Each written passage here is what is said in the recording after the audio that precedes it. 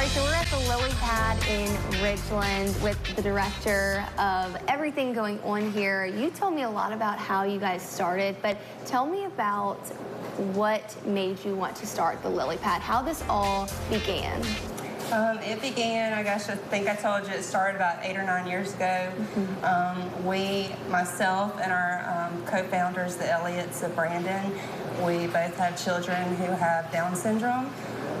We started talking to parents of older children who are out of high school, graduated, and trying to get into the workforce, what their children are doing now. And a lot of the answers were they were at home.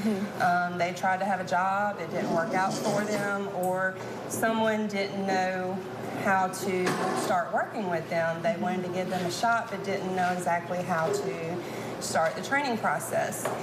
So we started doing research. We stumbled upon a cafe in Texas called Hugs Cafe. They train and employ individuals with intellectual and developmental disabilities. We saw that they were doing that and said, why not bring that here to Mississippi? Absolutely. So we transitioned our fundraiser to go from organizations we were helping to now bringing something new to the area. And that's how we started. We went and visited Texas and saw it in person, and it gave us more fuel to bring that alive here. So then we just started fundraising to open up what would be called the Lily Pad Cafe. And it's been a process. We were able to purchase the building thanks to the generosity of the community. We purchased it in 2020.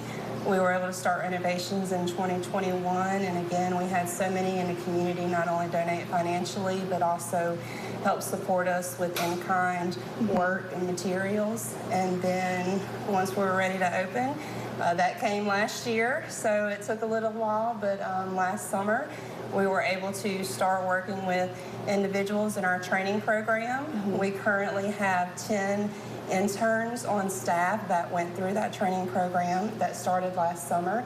They became paid interns in December when the cafe opened.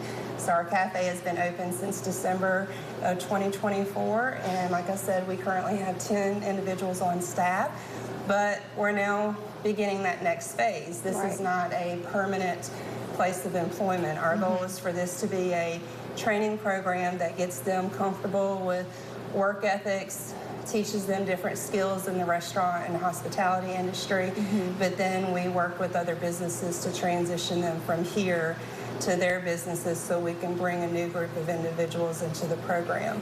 And we are prepping, we're about to start the interview process with some potential candidates to start the next round of the training program, and then hopefully start transitioning them into internships here at the Lily Pad Cafe. Yeah, that's so incredible. Tell me a little bit about the roles between volunteers from management and from your interns. I mean, it takes a team effort. I'm seeing it here. So it takes a lot. I believe we have roughly on our roll 30 to 40 volunteers that we rely on a daily basis.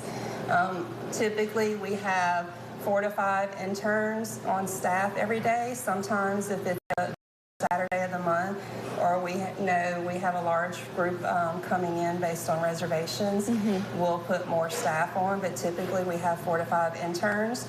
We try to have a volunteer, which we call job coaches, with each of those interns, and their job and their role as a job coach is to have some oversight, but without doing the activities for the interns, because we're trying to push them to do as much as possible, as much as they can, and reach their potential without hindering. Because when they leave here and go somewhere else, they may not have that one-to-one ratio of a job coach or someone that works at the restaurant or business to be with them.